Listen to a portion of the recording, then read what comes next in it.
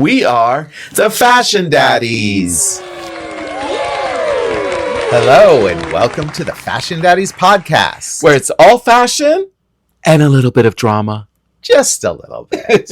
Well, for this episode. Yes, definitely in this episode because we brought back All-Stars. All-Stars. Season 21 All-Stars. Yeah. Melania, Yes. Ethan, Jesus, Antonio, a.k.a. the twins, Miss Joan, Miss Joan. and our baby Yuchen. Baby Yuchen. Did I miss one? Anybody? You started with Ethan, right? Yeah. I said Ethan. We got it all. Okay. Yes. They're back. They're back. Oh my God. You should have seen the season 22 designers' faces. They're sitting down. I think we have a little video. And then they propped up the images of them. And they were like, oh, hells no. Yeah. It was very cute. They knew they were in for something. For some, yeah. Right off the bat. I guess you could call it that. Something. Yeah. It wasn't just a visit. No. They weren't going to just go in the workroom and chit chat. Not at all.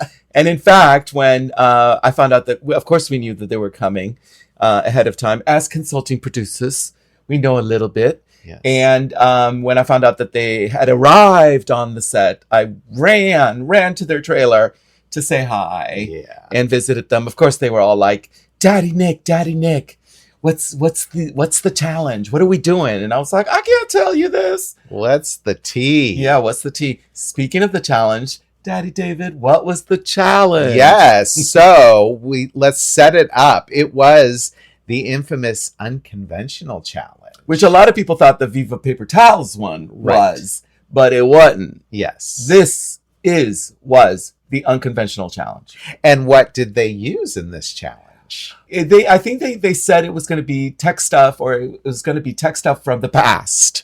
Yes. But I think it was mixed in with just your everyday tech stuff, wires and all that stuff. But yes, our producers did a fabulous and amazing research job to find a place that had all this recyclable old tech. So you know when they say you're supposed to get rid of your MP3 players and your iPads and all that stuff, but of course we have like a box. I think I got my BlackBerry still here, but this place has it all. So it does have all of that old 90s, early aughts. All the stuff. Recyclable electronics. Right. Yes. So it was all set up in a warehouse. Yeah, a warehouse with boxes and cases with all of that stuff. Well, one of the best parts of the Unconventional Challenge is that race to get what you need. And you see them a little behind the scenes here as they're setting up to do this challenge. Yeah. And they're all lined up and everything has to get set. The cameras have to get in the right position. Right. Everybody has to be in their place. Christian has to, do his announcements and his introductions, I should say. And all of their eyes are darting. They are everywhere. I knew you were going to say that. Yeah. I mean, I didn't know you were going to say that, but yes, that's exactly what I was going to say. Yeah, and you think, they're probably not listening to half of what is being said. I mean, again, I put myself in their position because I was in their position back in the dinosaur days. I would be like, la, la, la, la, la. I'd be eyeing all the stuff and already thinking ahead of what I can do. Yeah, because in your Unconventional Challenge, it was pre-race to gather. Yes, you're right. You went shopping. We went shopping. It was the Flower Power Challenge, if y'all remember on season 2. Yes, you did not have to race around and fight amongst your peers. No, we were just in a downtown New York flower district store, or several stores, and we just loungily went shopping, knowing our budget. So that was your challenge. Yeah. Is your budget was about $25 to buy flowers. I think that's a little extreme. I think maybe it was closer to 70. Well, that's why we ended up with leaves. Yeah. But anyway, we're talking tech. Yes. So they all came back, raced around. Of course, the All-Stars had a little bit of an advantage having done it before. Right. So they knew they weren't going to mess around and try and... They literally, when you saw their huge wheel buckets, they had 3 times the amount. Oh, yeah. They were grabbing everything, while season 22 was like picking. Yeah. Being rather a little bit more specific.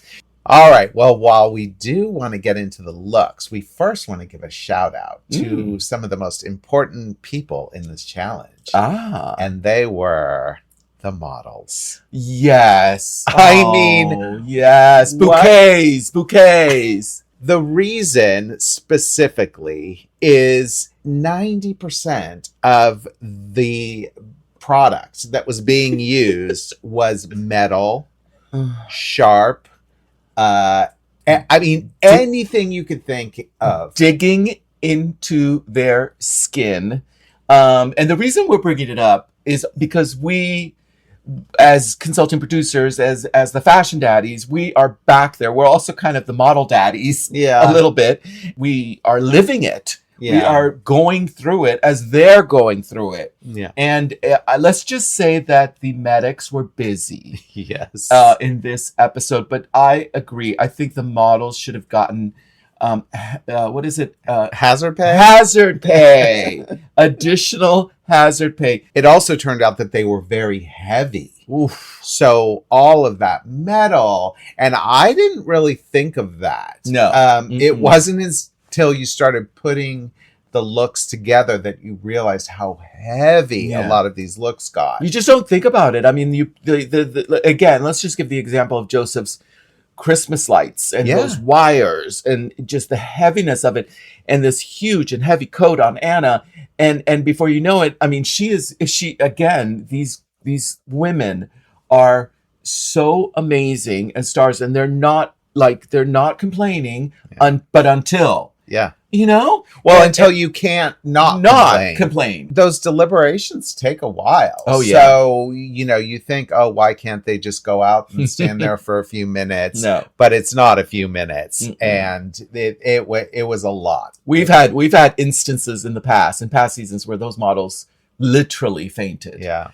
And and like Daddy David said, not in this season, which is good. Yeah. But in past seasons, I'm not going to name people, but some of them judges in past seasons, you're going to have to look it up. 16, 17. They love to talk. And it went on and on and on. And that's when the models got dizzy. Yeah. Finally, it's like somebody got them some water.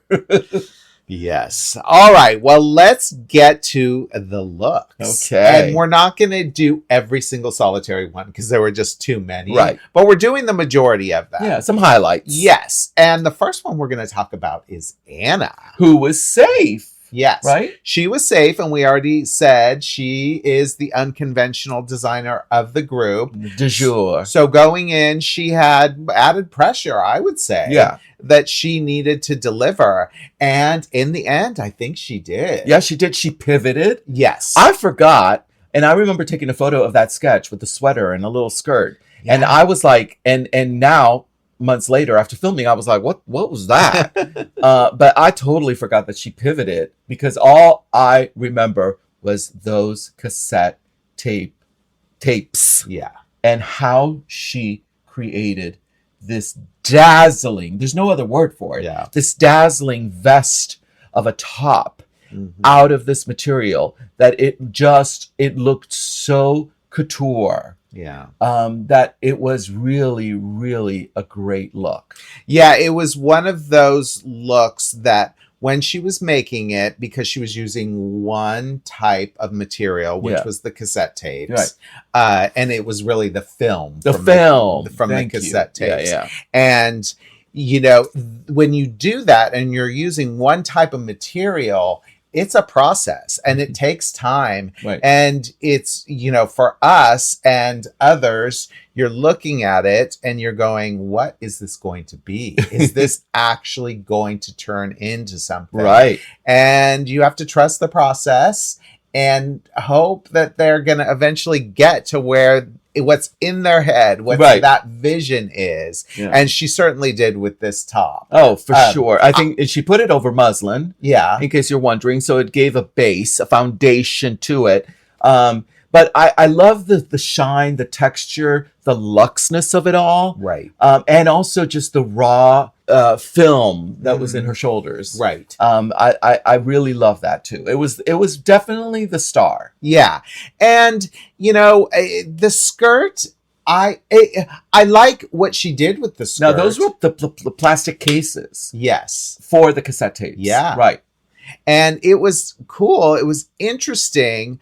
But to me, it was less about what the skirt, you know, how cool she made the use of the tapes and the skirt and the proportions on the model. Right. You really do have to take into account what model you have. Right. Sometimes it's not just about, oh, I have this idea and this is the idea I'm going to use. You have to think about, okay, how am I going to make this model really look the best? Yeah. I think it was... you know, it was a lot about the top. Yeah. And I get the fact that almost the transparency of the skirt. Yeah. So it got it was secondary because that was the point. It was secondary. But I think that the skirt, I think it was just too micro mini. Yeah, exactly. That's kind of my complaint. The proportion, it needed more. Right. And it needed to create more of a shade. Yeah. It was there was an unbalancedness of it all. I get the fact that you want to highlight this dazzling jacket, right? But the entire look was a bit unbalanced. But kudos also to the accessories. Yes, let's just give a little shout out. Oh my god, the purse, the cassette tape purse, and then she also covered shoes. With the film of the cassette tape as well. So at least she thought about it all. The whole look, and she sewed an exposed zipper down the back. But not only did she sew a zipper in, but she sewed it in beautifully and impeccably, which I can't even imagine trying to put a zipper where you're not catching. If you've ever tried to sew, you know, mainly in beaded dresses and a bead flops over, or you're trying to get down, but she was able to keep that film the film away and make a beautiful zipper. So kudos to the construction too, because it was very well done. Good job, Anna. Good job. All right. Next one is Naeem. And Naeem made an MP3 sort of music inspired look. Not everybody responded positively to this. And in the workroom, I wasn't so sure because I felt there was a lot of putzing going on with him. He was one that was sort of unsure and you're like, what is taking so long? Because it's changed. But when I saw it come down the runway, I really liked this look. Yeah, I like this look. It gave me homage or hints to Paco Rabanne. Yes. And to Courrèges. Yes. And the 60s and that whole future era of fashion. But you're completely right. During the workroom hours, all you done saw was chains. Was chains on the dress form. And then on Rain. And then maybe one MP3 player or two. And we're like, okay, girl, you're going to have to step it up, right? Yes, and there was a lot of talk, as they said, and it was extensive, of if he was going to put something underneath. And for a long time, he truly was not putting anything underneath. Yeah. And we were like, what is going, this cannot happen. So I think what he ended up putting underneath really did work, and I thought it made the outfit better, and it really did fit his girl. She's the music girl. She's that cool, right? You know, you could see somebody wearing this on stage. 100%. Now, I will say they could not wear this on stage because this was one of the ones that you didn't realize, and I'm sure he didn't. No. just how heavy it was going to be. I mean, metal chains, you guys. These aren't like plastic faux metal. These are real, the kind that you buy at Home Depot. Yeah. And imagine that on your skin, directly on your skin. But I'm glad that he put together a top and a skirt. It gave me MP3 player Barbarella. Yeah. That's what it did. Yes. That's what it did. Yeah. It was great. All right. Next up. Oh, Miss Joan. Miss Joan. We love you. We heart you.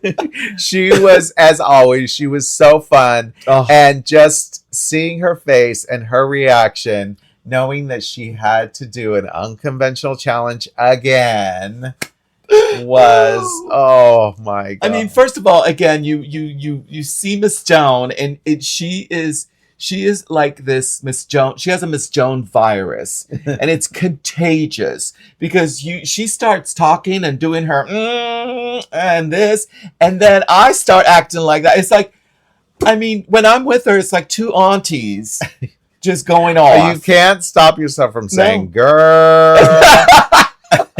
And this one, there was a lot of girl. Right after, they take a quick break right after it was announced what it was going to be. Yeah. So she done gave us a look, like, and again, you could just see the bubble going, girl, you are not doing this to me again. Yep. And in many ways, she redeemed herself. Yes. It certainly was an improvement from the popsicle stick dress. Bless her heart. Which we were there. We were there. Which was just so hard to, see her go through that. Yeah. So there was a bit of a redemption. Mm-hmm. I think she should be happy. Yeah. I think she should be. I mean, I get the critiques. Yes. Particularly from Iman. Now, she used the plastic and she did create designs using the wiring. And to me, when she started doing that, when I saw it, and we have a picture of it when it was in the workroom on the floor, not really on a dressing room or anything, I think I turned to Daddy David and I said, I'm kind of intrigued by this because it reminds me of Patrick Kelly. Yes. A little bit Josephine Baker. Yep. This is something that I could see Josephine Baker back in the day wearing on stage. Yeah. Yes, I definitely agree with that. I think where she got a little off was with the size of those ruffles. Right. It was just a little out of proportion. Yeah. And I don't remember her saying, they definitely didn't put it in the episode, and I don't remember if she told the judges. So I'm going to give her credit for not saying it. But she struggled with the glue gun. And it just was not working for her. You have a good memory. You don't remember that? No, yeah. It was poor Miss Jones' struggle. Yeah. And so her intention was to use a lot more of those ropes, which is what Nina had wished she had done. Right. And I think, it would have even pushed the Patrick Kelly homage even further. But she needed to take up real estate on that look. And so she took that metallic and just made those ruffles, which covered up a lot. But unfortunately, it kind of started taking the look in a different direction. Yeah. But overall, kudos to Miss Joan. Yeah, go Miss Joan. She redeemed herself. She did. I'm gonna say she did. All right, next up, we have Jeffrey. Ooh. Uh-oh. Are we starting the drama? So it's gonna get bumped a little bit. Just we're the water is slightly simmering right now, but we'll get to a boil. We're only going to do about 5%, and we'll try and keep the drama to the fashion. Yes, yeah, at least it's only fashion drama, right? And this was not his best look. No. So he pivoted. He was doing a metallic coat dress, which instantly, thank goodness, Christian told him to pivot away because it represented fabric. So it was good that he pivoted. Now, the direction he pivoted maybe was not that great. No. I think he was grasping at straws or zip ties. Yeah, zip ties and ropes. Yeah. And I think we both agree that the collar was great. Yeah, it was great. And I liked how he used the zip ties to sort of give this effect, especially in the top, in the neck area, and the bust area.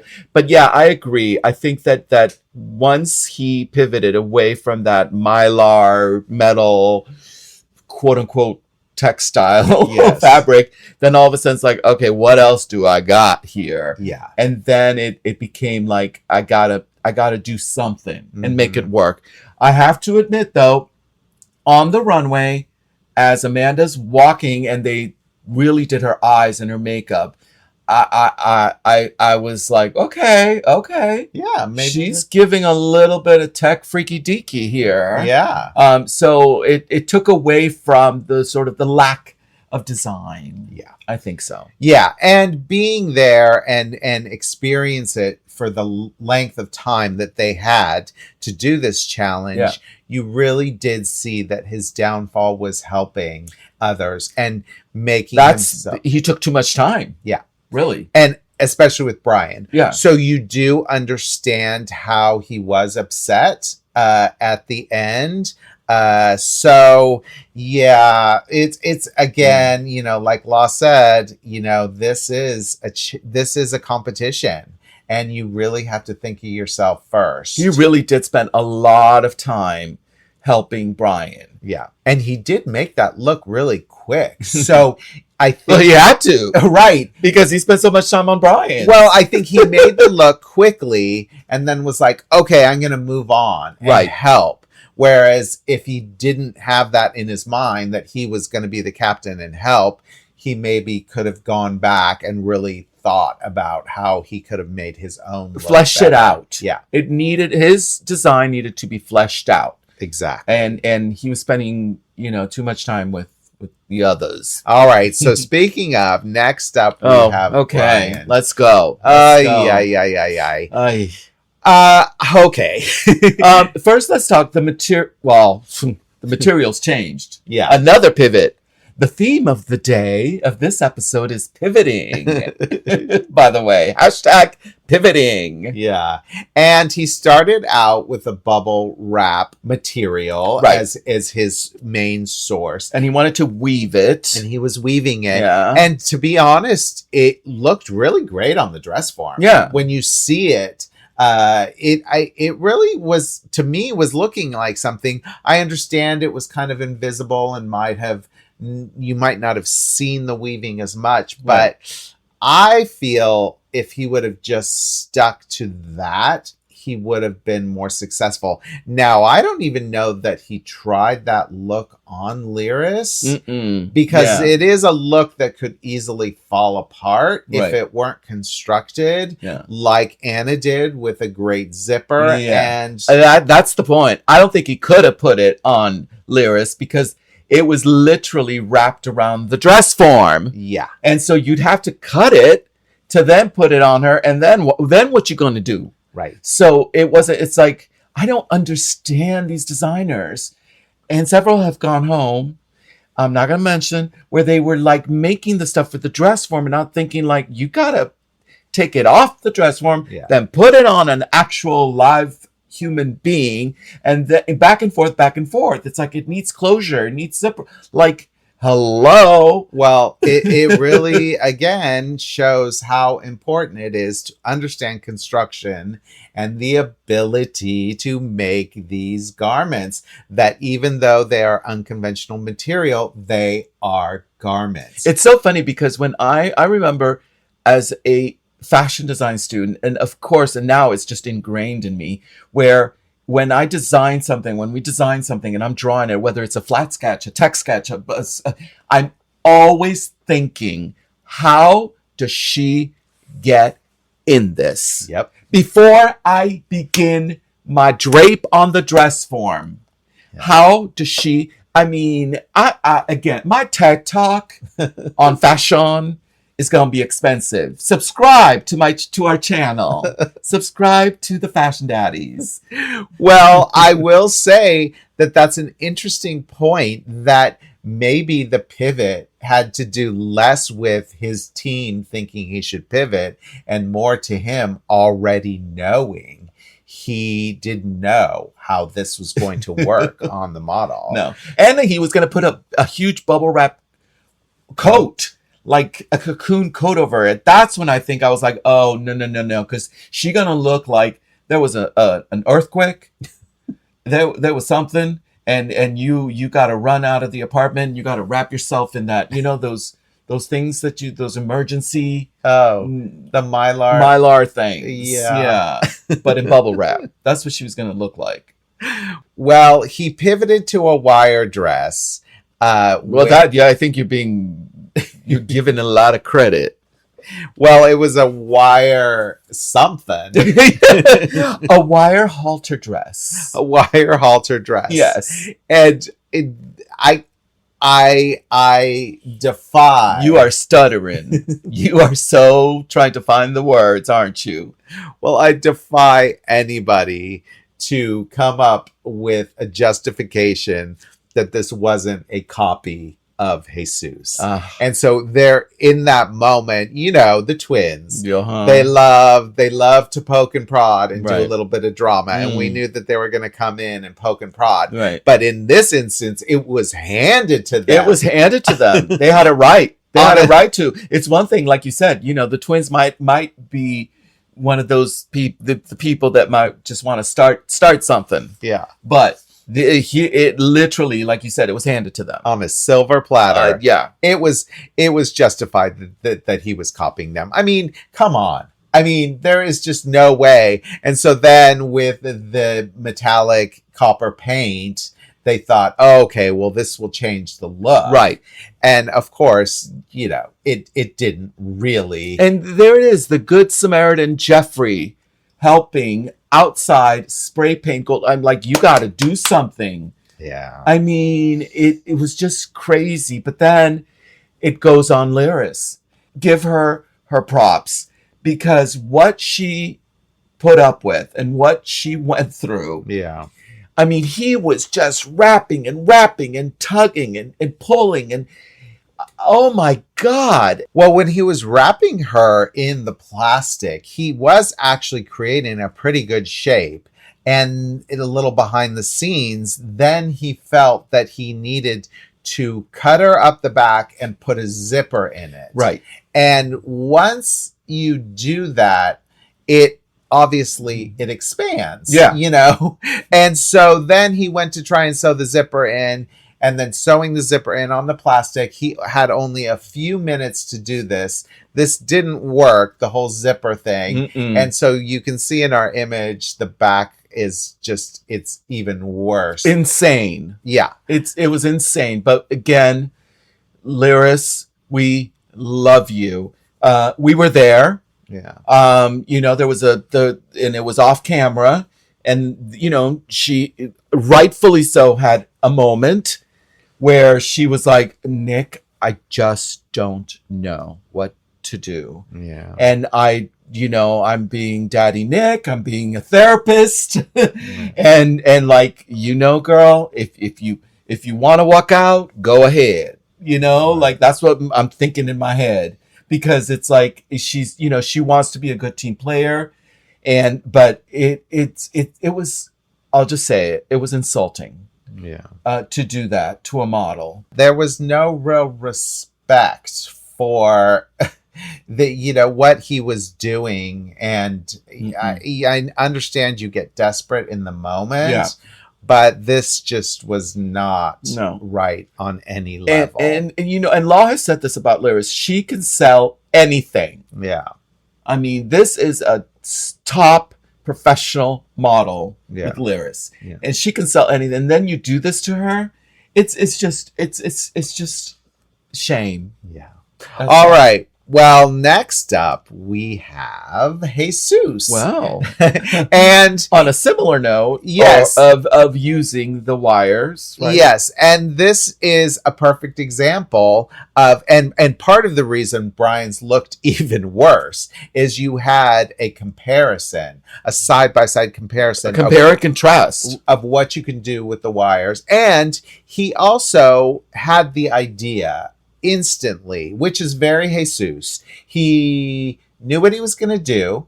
he executed it. He executes it very quickly. Right. And but still meticulous. Meticulous. The braiding. Not only did he just do the wire, but then he braided it, and then he created this cage shape. And then the wires dropped. This is the right halter wire dress. Yeah. Yeah. And it is very impressive how he has an idea and is able to execute it quickly. Right. And he rarely pivots. He is somebody that is steadfast and sure of what he's doing. Very focused. Yeah. And it was great. Right. I think it was one of the better looks. You know, there were a few issues with the back in my estimation, but overall, and it was perfect for the model. Oh yeah, it was perfect for her. Lexi, great. She looked great. Yeah. Yeah, I love it. And I can understand, you know, if I was Jesus and then looking over all of a sudden, you know, seeing that, wait, what is Brian doing? Yeah. And but at the same time, you know, Jesus is like, but girl, right. Like, you know, hold my beer. Right. Because I know this ain't going to go the way that I'm doing it. You know, I'm gonna give you the couture version. That is gonna be the Temu, or not even that. Right? Yeah. So he did a great job. Yeah, he did a great job. And we kind of knew it the whole time. Right. Jesus is one of those you never really worry about. No. You just always know it's going to get done. Yeah. All right. Next up. Okay. We have Joseph McCrae. All right. So we're going to talk about the good ones. Yes. Right? Again, one that he was using basically one type of material. Christmas lights. Yes. And as he's doing it, because it takes so much time when you're working with one type of material, right, you're not quite sure what this is going to be. Yeah. And initially, I think the sketch was to the ground, right, which of course, first of all, when you just don't realize how heavy something like this is going to be. Now, if you've ever tried to pick up a huge wad of Christmas lights at Christmas time, you realize they are quite heavy. Hello, we have a photo. I photographed them while they were still on a clothing rack. Yeah. And I think you could tell the rack was screaming. Like, this is heavy, Joseph. So if it's heavy on a rack, you can only imagine. Yeah.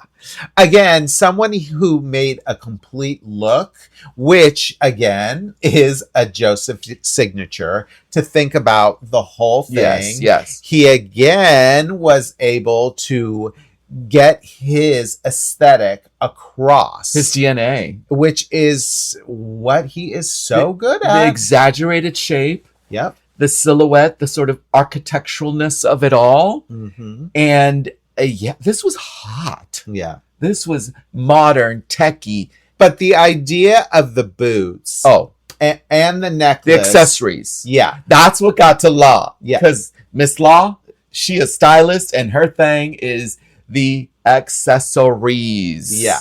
In that green color against, the spray painted silver coat really was great, and it really looked great. But he thought about that because, I mean, in addition to the Christmas lights, he got some mother load. Oh, that's a bar. That's a gay bar. Motherboard. Thank you, David. Motherboard parts, and created those boots. Yeah. I mean, this is haute couture. All right, so the next one is from the All-Stars, and it's Yuchin. I mean, I am torn in terms of my top favorite, because here's a hint. This is one of them. Yeah. Really amazing, and so happy that Yuchin had a moment where he could really show what he does. And it's almost as if he had been thinking about what I would do, maybe not specifically for Unconventional, but what I would do on the show if I got another chance. So I can only imagine when he was called to say, hey, do you want to come back and do an episode? He was like, yes, because he knew he could do better. He needed that chance. Yeah. But were the gods raining down on him, because then it becomes this kind of a chance, this kind of a challenge using tech materials. Yeah. Like, this was perfect. He was sort of like, I got this. When he started putting that stuff on this to create the jacket, I was like, oh. Yeah. And another designer that really thinks about the entire look. Right. Always. And he had a vision of the way that Kudia was going to look. Yeah. And boy, did he execute with the headpiece and the boots. That skirt as well, and how askew, how it just like comes off to the side. But you're right, the boots. And then, of course, it's Kudia. Yeah. And then she's got the braids on her. And then like this mohawk effect with the zip ties. She was an Avatar Zulu queen. Yeah. Tech queen with this look. Just definitely one of the best unconventional looks I have ever seen. And again, I almost forgot until Law mentioned it, that it was the sister. Yes. To the Schiaparelli by Danielle Roseberry motherboard haute couture creation. Yeah, this is the baby sister. Yeah, and I think different enough that you're like, oh, he just copied it. No, I think it was different enough. And I will say it was wearable. And one that had a lot of heavy parts. Right. But she was not particularly in pain. No. Compared to, in contrast to many of the others. Yeah. She could slip on the jacket. She could slip on the skirt, the boots. It was completely wearable. Completely wear. I think it took like less than 3 minutes for us to get her out of that outfit. Yeah. I mean, and she stomped it down the runway. I mean, this was giving me also thoughts. I mean, we mentioned Schiaparelli, but this was giving me John Galliano for Dior, haute couture, when he did some of those collections, that future collections. This was giving me Blade Runner. Yeah. Chic. Well, another wearable look was B. And again, I want to do the Nina and just toss out my invisible cards. Yeah. She likey. She really likey. Yes. And it's, again, a very wearable look, but a look that had a lot of style to it. And I've said this before, and I'll say it again. When you use basically one type of material, you will always be successful in an unconventional challenge. There's another hint for any future Project Runway contestants. Take it from Daddy. We're giving a lot of free advice here. Yeah. And he took the keyboards. Yes, he used a few. Well, the sides were also keyboard. That were looking like scales. Yeah, he used that. Yeah. And then, of course, the white, which I wasn't so sure when he was doing it about those white zip ties. Yeah. I was like, ooh, is he gonna really? But it turned out. I mean, it turned. This puts every other little black dress to shame, you guys. I mean, the fit, and he created a base that we're still talking about because we forgot about this. It's interfacing. He used interfacing, guys. See, we talk about the fashion, but then we noticed that there were ropes in there instead of boning. I don't know if we ran out of boning or something, but then he used his ropes. But also he has some secret construction things that he does. And he created the space that just molded onto you. Then he added all those keyboards. But then, just like Law said, it looked like alligator skin, like croc skin. And then the scales on the side. And then the lacing up the open back. And then the feathers. This should go down in Project Runway icon status history for the unconventional challenge, right? For sure. No notes. And to the end, then close up, and we have a close-up photo. Bitch, please. Yeah. That was like the chef's kiss, right? Like, that was so B. And it was such a detail that you would not notice. That's why he had to point it out. Amazing. There was not one thing wrong with this garment. No. And from head to toe, the styling, the hair, everything. And it was perfect for you. Perfect. The perfect model. So it was kismet. Yeah. So our top 3 that we had were Joseph, then Yuchen, and B, right? Right. So we have 2 from season 22, from the house of season 22. Yes. And then we have 1 from the house of season 21, Yuchen. All right. So now, out of those 3, it's like Miss Universe. All right. We're going to narrow it down to our 2 finalists. They would be Yuchen from season 21 and B from season 22. Right. Who of those will be the top? We'll decide then which house will win. That's the For way us. you would do it. Yes. Okay. So I would say... Oh, contrarian, I'm guessing. No, Oh. I'm going to choose between those 2. Oh, you are? Okay. I'm going to choose between who we say are the top 2. Okay. And it's very hard because they're both, I think, iconic looks Okay. in the unconventional challenge world. Right. And they're both very different. One is very classic and streamlined and chic. B. The other's more avant-garde, more streetwear, more edgy. Who's that? That would be Yu Chin. Okay. So I think I will have to go and back up what I said before. Mhm. No notes, nothing wrong with it at all. And that would be B. All right. So We'll see. B is my favorite. All right. We'll see. Stay tuned. All right.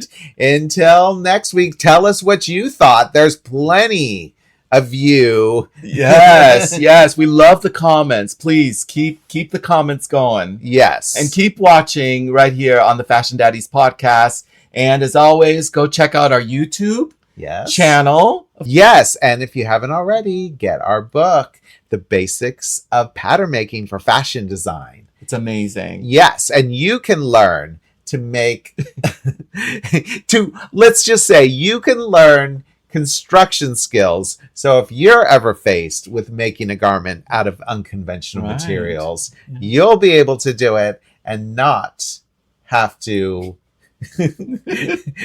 cut your garment. Oh, yeah. You'll learn how to drape properly on dress forms with openings and closures. All right. Until next week. Keep the fashion going and the drama low.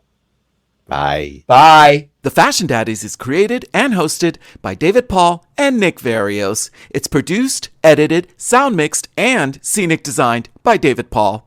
I'm just here to entertain.